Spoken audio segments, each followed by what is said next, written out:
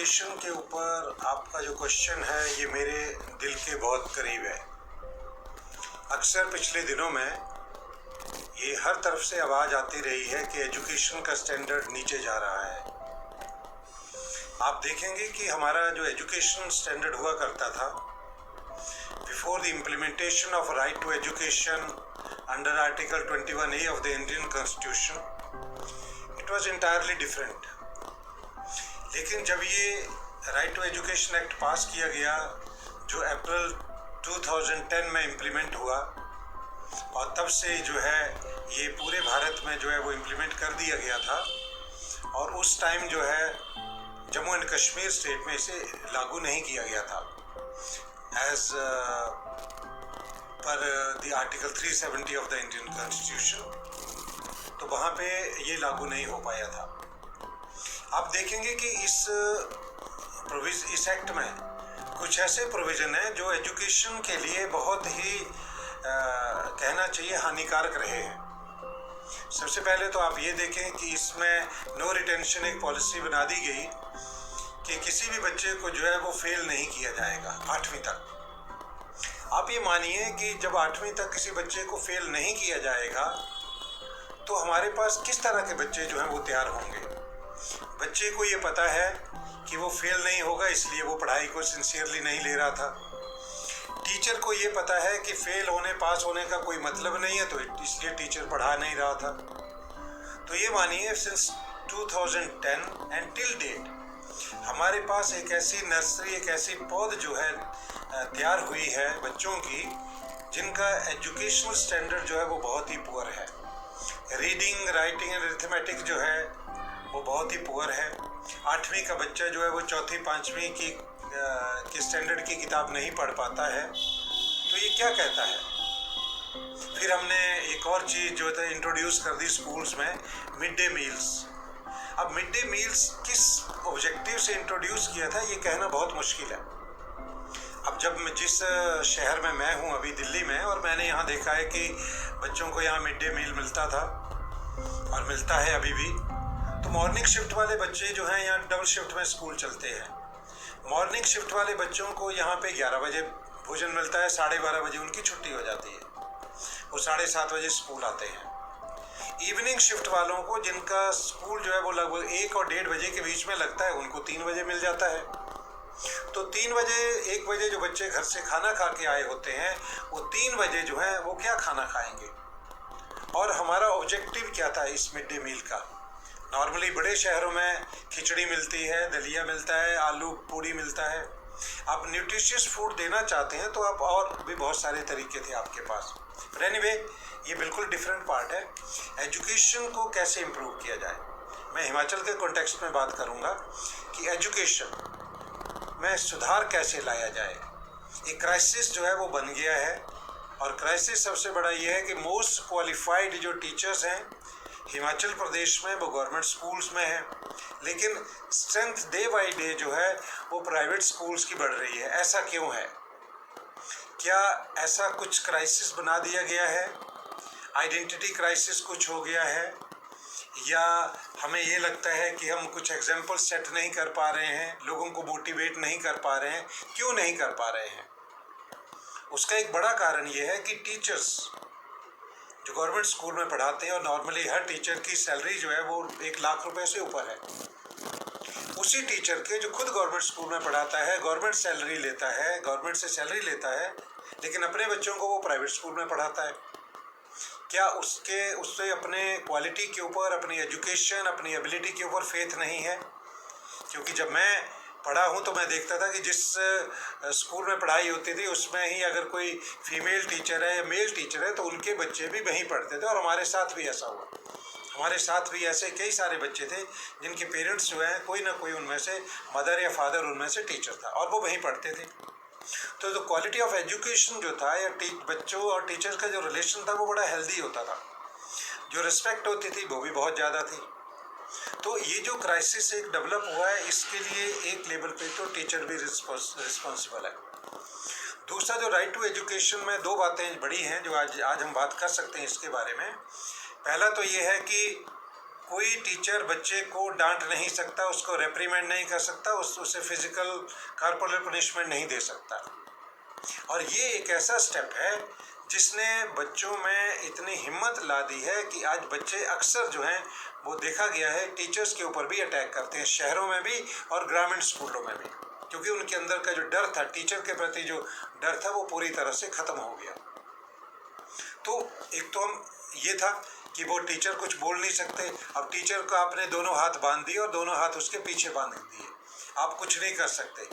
देखिए, जब बायोलॉजिकल अगर हम सिस्टम को देखते हैं तो ह्यूमन बीइंग्स और एनिमल्स के बच्चे में ज़्यादा फर्क नहीं होता at the time of birth, लेकिन एक टीचर जो है, एक गुरु जो है, एक इंसान के जो बच्चे हैं उनको जो है वो सही तरीके से एक अच्छा मानव, एक सिविलाइज्ड ह्यूमन बीइंग जो है वो डेवलप करता है।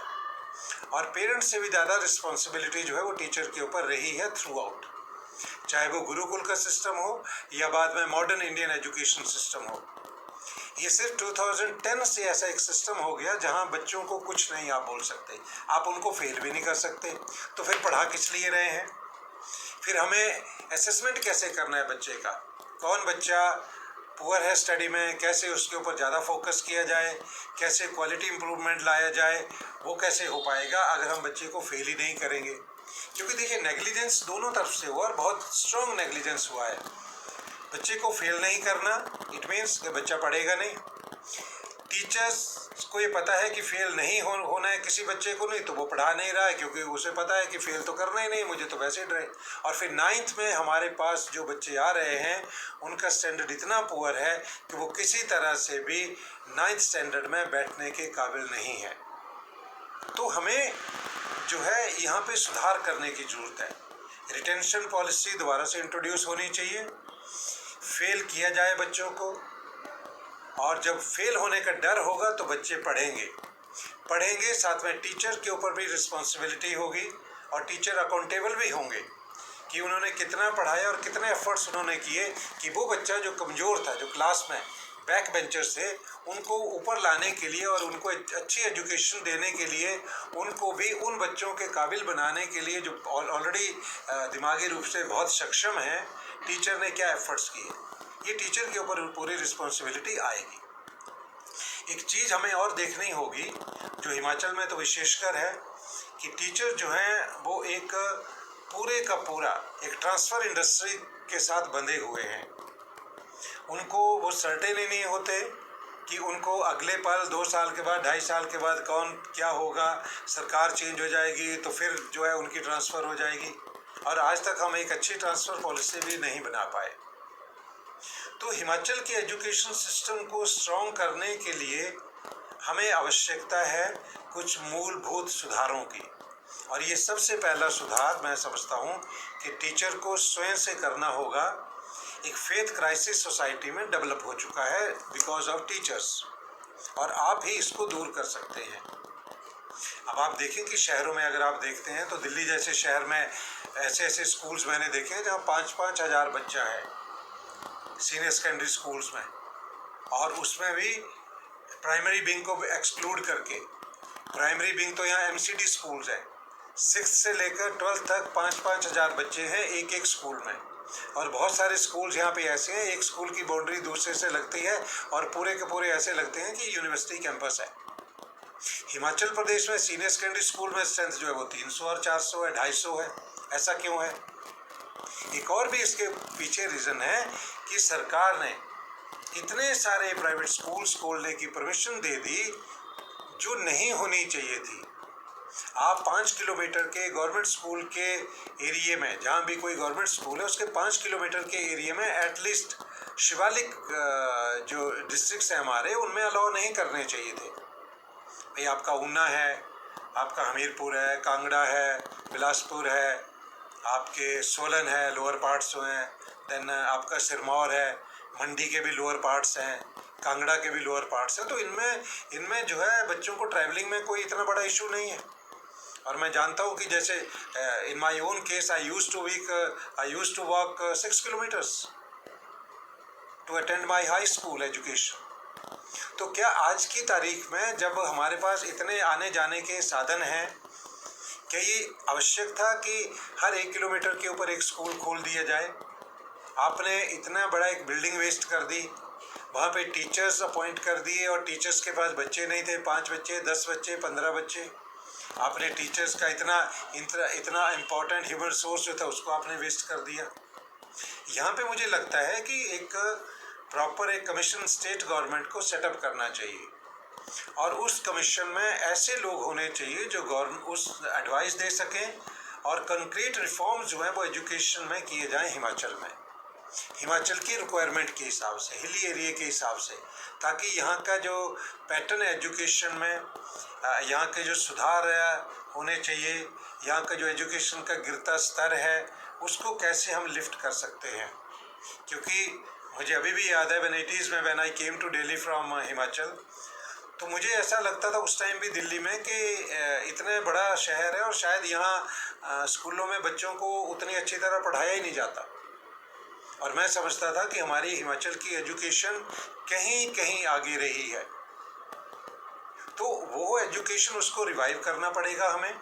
आज हमारे पास बहुत ही क्वालिफाइड टीचर्स हैं और उनकी क्षमता के ऊपर किसी को भी कोई संशय नहीं है, लेकिन यहाँ एडमिनिस्ट्रेटिव स्ट्रक्चर जो है या गवर्नमेंट की जो पॉलिसीज़ हैं उनमें बड़े सारे रिफॉर्म्स की ज़रूरत है, और उनमें अगर हम रिफॉर्म्स करते हैं तो मुझे लगता है कि विद इन नो टाइम हम फिर रीगेन कर सकते हैं अपना जो कैलिबर हमारे पास था। हम फिर अपने गवर्नमेंट स्कूल्स में स्ट्रेंथ बढ़ा सकते हैं। अभी भी मैं देखता हूँ कि कुछ ऑफिसर्स हैं, कुछ प्रोफेसर्स हैं और कुछ लेक्चरर्स हैं।